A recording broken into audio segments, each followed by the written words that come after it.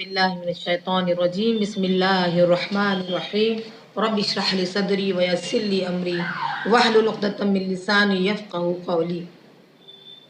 محترم خواتین، السلام علیکم ورحمۃ اللہ وبرکاتہ۔ آج سورہ کہف سورت نمبر 18 کا خلاصہ پیش خدمت ہے۔ سورہ کہف مکی سورہ ہے۔ اس کے اندر کل 110 آیتیں ہیں۔ کہف کے معنی ہیں غار کے، چونکہ اس میں غار والوں کا واقعہ ہے، اسی اعتبار سے اس کا نام سورہ کہف رکھا گیا ہے۔ اس سورت کی فضیلت میں ایک حدیث آئی ہے، صحیح مسلم کتاب نمبر 6 باب نمبر 44 حدیث نمبر 809۔ نبی صلی اللہ علیہ وسلم فرماتے ہیں، جو کوئی اس سورت یعنی سورہ کہف کی پہلی 10 آیتیں پڑھتا ہے، اللہ اسے دجال کی فتنے سے محفوظ رکھے گا۔ شعبہ نے کہا کہ اگر کوئی آخری 10 آیتیں پڑھتا ہو تو اللہ اسے دجال کے فتنے سے محفوظ رکھے گا۔ گویا شروع کی 10 یا آخر کی 10 آیتوں کی بڑی فضیلت آئی ہے۔ اس ضمن میں ایک اور حدیث ہے، بخاری کی حدیث ہے، کتاب نمبر 66 باب نمبر 11 حدیث نمبر 5011۔ فرماتے ہیں کہ جو کوئی سورہ کہف پڑھے، اللہ اس کے گھر پر سکون نازل فرماتا ہے۔ ایک صحابی کے یہاں سورہ کہف جب پڑھ رہے تھے تو ایک بدلی آئی، گھر میں داخل ہوئی۔ ان کے یہاں ایک گھوڑا باندھا ہوا تھا اور گھوڑا بدکنے لگا، بھاگنے لگا۔ یہ واقعہ نبی صلی اللہ علیہ وسلم کے سامنے پیش کیا گیا تو آپ نے فرمایا، یہ سکینت والی شے ہے کہ جب قرآن پڑھنے کی وجہ سے یہ بدلی گھر میں داخل ہوئی اور گھوڑا بھی دکنے لگا۔ اس صورت میں یہ بتانا مقصود ہے کہ چند نوجوان جو اپنی توحید کو بچانے کے لیے غار میں چھپ گئے تھے، اس تعلق سے اس صورت میں آیا ہے، انہیں اصحاب کہف کہا گیا ہے۔ اور اس صورت کے اندر توحید کا ذکر ہے، آخرت کے بارے میں بیان کیا گیا ہے، رسالت کا ذکر آیا ہے، اور اسی طریقے سے اصحاب کہف کون تھے اس کا واقعہ مکمل بیان کیا گیا۔ موسیٰ علیہ السلام اور خضر کے بارے میں واقعہ بیان کیا گیا، اور ذوالقرنین کے بارے میں۔ یہ تاریخی واقعات تھے جو یہودیوں سے متعلق تھے، لیکن مشرکین مکہ نے نبی اکرم صلی اللہ علیہ وسلم سوال کیا تھا تو آپ کو اللہ نے یہ جوابات دیے۔ اس سے پتہ چلا کہ آپ اللہ کے سچے نبی تھے۔ اللہ نے وحی کے ذریعے سے ان تمام سوالات کے جوابات آپ سے دینے کروائے۔ تمام تعریفیں اللہ رب العالمین کے لیے ہیں۔ اللہ نے فرمایا کہ اے نبی صلی اللہ علیہ وسلم، آپ لوگوں کو دردناک عذاب سے ڈرائیے اور مومنوں کو خوشخبری سنائیے۔ نبی کی صفات بیان کی جا رہی ہے کہ نبی صلی اللہ علیہ وسلم کتنے حریص تھے کہ تمام لوگ ایمان لے آئے۔ پتہ چلا داعی کو چاہیے کہ وہ تمام لوگوں کو ایمان لانے کی طرف فکر کریں تاکہ لوگ مسلمان ہوں۔ اب یہ بیان کیا جا رہا ہے کہ لگ رہا ہے اے نبی کہ آپ وہ ایمان نہیں لائیں تو اس فکر میں ہلاک نہ ہو جائیں۔ آگے ذکر ہو رہا ہے کہ چند نوجوان جو غار میں چھپے تھے، اصل میں واقعہ یہ ہے کہ ایک بادشاہ تھا دقیانوس ان کے زمانے کا، اس نے کہا کہ میری عبادت کرو اور نظر و نیاز کرو۔ چند نوجوان تھے جنہوں نے اللہ کے حکم سے جن کے دلوں میں اللہ نے یہ بات بٹھا دی تھی کہ زمین و آسمان کا پیدا کرنے والا اللہ ہے، اللہ نے انہیں ہدایت دی تھی، تو وہ غار میں چھپ گئے اور اس کام کو پسند نہیں کیا۔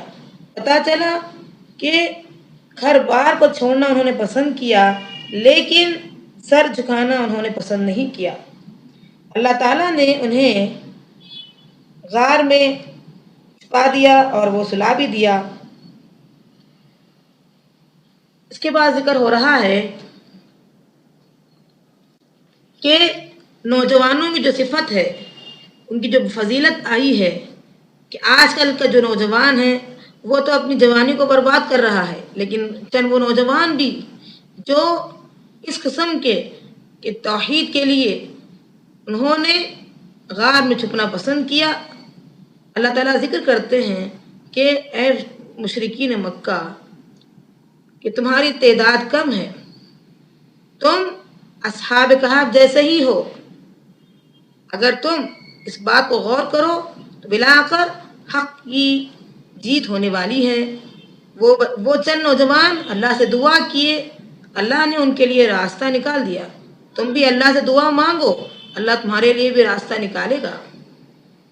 اپنی تعداد کم ہونے پر انسان نہ سوچے، بلکہ اللہ سے دعا مانگے، اللہ تعالیٰ کوئی نہ کوئی صورت نکالے گا۔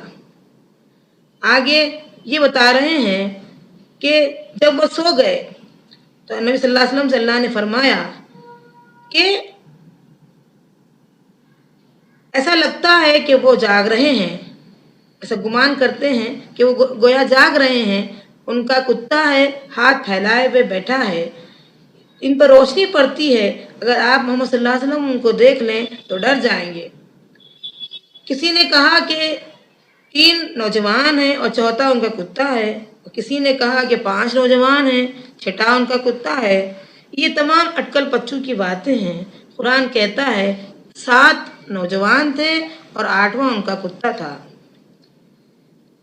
پتہ چلتا ہے کہ اللہ نے انہیں 300 سال تک سلا دیا، پھر جب وہ جاگے تو اللہ نے انہیں دوبارہ زندہ کر دیا۔ اب یہ اندازہ بھی کیجئے کہ وہ نوجوان کیسے تھے۔ کسی نے کیا خوب کہا، کر جوانی میں عبادت کاہلی اچھی نہیں، کر جوانی میں عبادت کاہلی اچھی نہیں، جب بڑھاپا آتا ہے تو بات بنتی نہیں۔ عرش کے نیچے جس کو اللہ سایہ دار مقام دے گا، سایہ دے گا، وہ کون ہے؟ وہ 7 قسم کے لوگ ہیں۔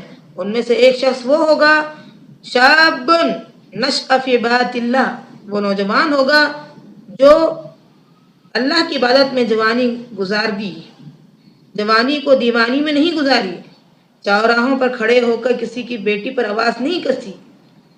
پتہ چلا کہ جو لوگ جوانی میں اللہ کی بات کرتے ہیں وہ عرش کے سائے میں ہوں گے۔ جب وہ جاگے بیدار ہوئے تو سوال کیے دوسرے سے، ہم کتنے دن سوئے؟ ان میں سے ایک نے کہا ہم دن یا دن کا آدھا حصہ۔ بہرحال یہ کچھ پیسہ تھا ان کے پاس، وہ پیسہ دے کر ہی کہا کہ تم میں سے کوئی جاؤ اور کھانے کے لیے کوئی شے لاؤ۔ اب یہ نوجوان گئے، ان میں کا ایک نوجوان گیا پیسہ لے کر کے۔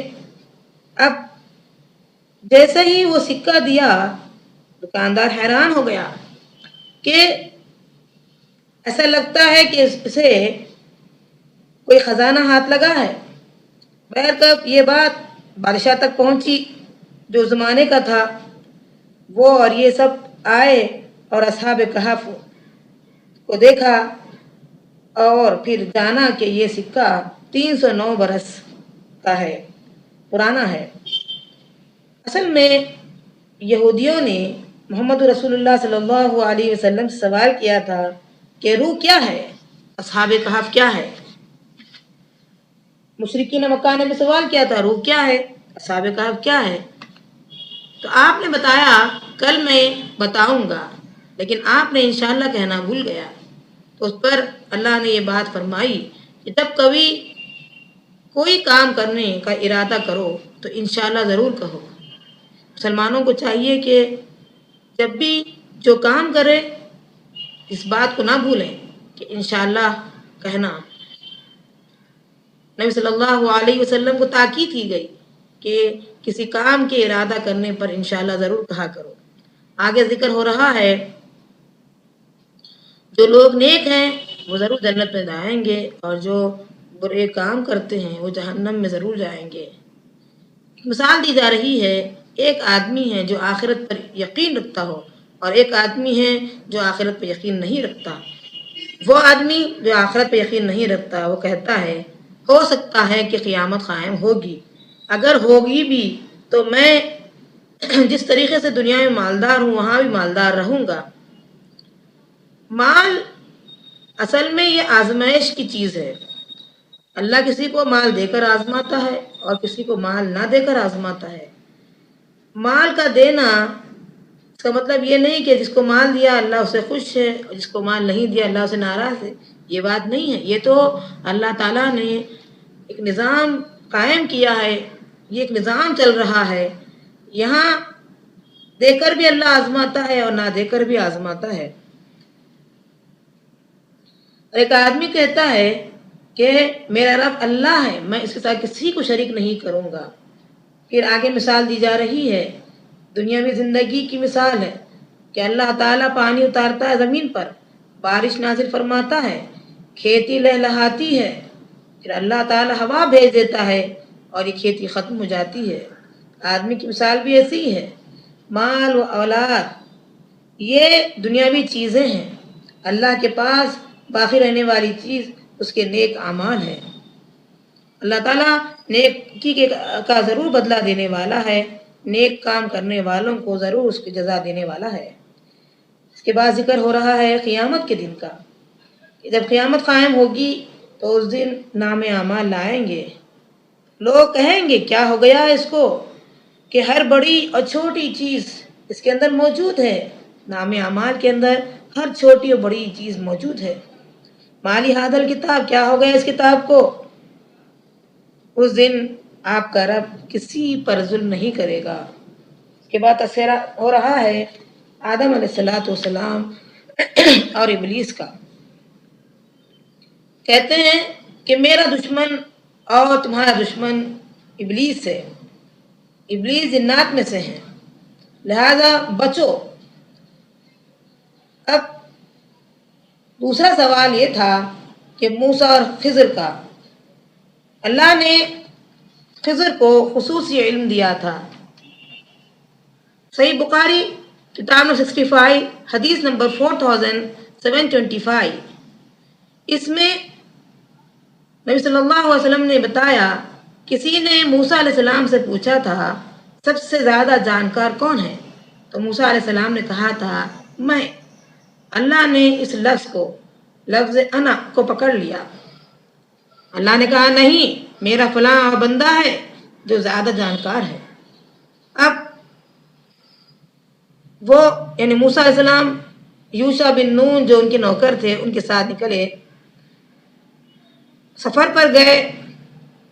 موسیٰ علیہ السلام ان کے ساتھ پہلے شخص تھے موسیٰ علیہ السلام جنہوں نے علم کے لیے سفر کیا۔ پتہ چلا کہ علم کے لیے سفر کرنا چاہیے، مچھلی کے ساتھ لے کر گئے، کہا کہ جہاں یہ مچھلی زندہ ہو کر کود جائے گی وہیں یہ خضر تمہیں ملیں گے۔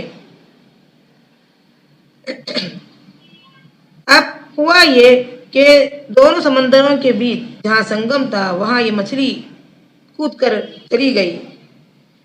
دوسرا دن جب گزرا تو اس وقت موسیٰ علیہ السلام نے کہا کہ مچھلی لاؤ، بھوک لگی ہے، کھا لیں گے۔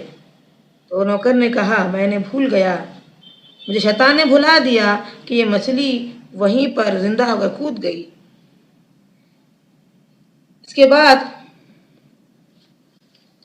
اسے کہ موسیٰ علیہ السلام نے یہ نہیں دیکھا کہ کس عمر میں علم سیکھ رہا ہوں، شرمائے نہیں۔ پتہ چلا کہ بوڑھے لوگ بھی اگر ہوں تو علم سیکھنے میں شرمانا نہیں۔ اب یہاں خضر سے بات ہو رہی ہے، معاہدہ ہو رہا ہے۔ خضر کہتے ہیں موسیٰ علیہ السلام سے کہ جب اللہ نے کہا کہ موسیٰ جاؤ ان سے ملو، تو خضر نے کہا میرے ساتھ تم صبر نہیں کر سکو گے۔ تو موسیٰ علیہ السلام نے کہا نہیں، میں صبر کروں گا۔ پتہ چلا کہ استاد اور شاگرد کے بیچ میں معاہدہ ہو سکتا ہے۔ خضر کے ساتھ چلے، کشتی پر سوار ہوئے، خضر نے کشتی کو توڑا، تو موسیٰ علیہ السلام چونکہ نبی تھے، برائی دیکھنا پسند نہیں کرے، کہا آپ کشتی توڑے، کیا بھلا آپ ہمیں ڈبو دیں گے؟ خضر نے کہا کہ آپ سے میں نے کہا تھا نا کہ آپ صبر نہیں کر پاؤ گے۔ پھر موسیٰ نے علیہ السلام نے عذر پیش کیا، کہا کہ میرے معاملے میں سختی نہ کیجیے۔ پتہ چلا کہ ایک شاگرد کو عذر پیش کرنے کی اجازت ہے۔ اب پھر دونوں نکلے، آگے گئے۔ خضر نے ایک بچے کو دیکھا اور اس کو مار دیا۔ موسیٰ نے کہا آپ ایک پاک نفس کو مار دیتے ہیں؟ خضر نے کہا میں نے کہا تھا نا تم صبر نہیں کر پاؤ گے۔ پھر انہوں نے عذر پیش کیا کہ اب میں کبھی سوال نہیں کروں گا۔ اس کے بعد ایک بستی میں گئے، وہاں کھانا مانگا، بستی والوں نے کھانا نہیں دیا۔ وہاں ایک دیوار جو گر رہی تھی، خضر نے اس دیوار کو ٹھیک کر دیا۔ تو موسیٰ علیہ السلام نے اعتراض کیا، ٹوک دیا کہ جس بستی والوں نے آپ کو کھانا نہیں دیا آپ ان کی دیوار ٹھیک کر رہے ہو؟ خضر نے کہا میں نے کہا تھا نا کہ تم میرے ساتھ صبر نہیں کر پاؤ گے۔ اب خضر نے 3 غلطیوں کے بعد کہہ دیا کہ تمہارے اور میرے درمیان جدائی کا وقت ہے۔ پتہ چلا کہ ایک شاگرد کی 3 غلطیوں کے بعد اسے اسکول سے نکالا جا سکتا ہے، یہ مدرسے سے بھی نکالا جا سکتا ہے۔ اور ان تینوں کی تعویل خضر نے موسیٰ علیہ السلام کو بتائی۔ دیکھو میں نے جو کشتی خراب کی ہے، توڑی ہے، اس لیے کہ سامنے ایک بادشاہ ہے جو ظالم بادشاہ ہے، جو غریبوں کی کشتیوں کو لے لیتا ہے، اس لیے میں نے اس پر عیب لگا دیا۔ میں نے اس بچے کو جو مارا ہے اس لیے مارا کہ اس کے ماں باپ بڑے نیک ہیں اور وہ بڑا برا ہونے والا تھا۔ اور جو دیوار میں نے سیدھی کر دی اس کے نیچے یتیم بچوں کے خزانے تھے، اگر وہ ٹیڑھی ہوتی تو لوگ ان کے خزانوں کو لے کر بھاگ جاتے، اسی لیے میں نے اس کو سیدھی کی۔ اب تیسرا واقعہ ہے ذوالقرنین کے بارے میں۔ ذوالقرنین کون تھے؟ کسی نے کہا کہ سکندر رومی تھے، لیکن ایسا نہیں ہے۔ وہ ایک نیک آدمی تھے، عادل آدمی تھے۔ اللہ نے انہیں وسائل دی تھی، انصاف پسند تھے۔ انہوں نے یاجوج و ماجوج کے لیے دیوار کھڑا کر دی، وہ دیوار پیتل کی دیوار سیسا پلائی بھی تھی۔ عربی میں ان کا نام کئے خسرو رکھا گیا ہے یا سائرس۔ وہ آخرت پر ایمان رکھنے والے آدمی تھے، جبکہ سکندر رومی مسلمان نہیں تھے۔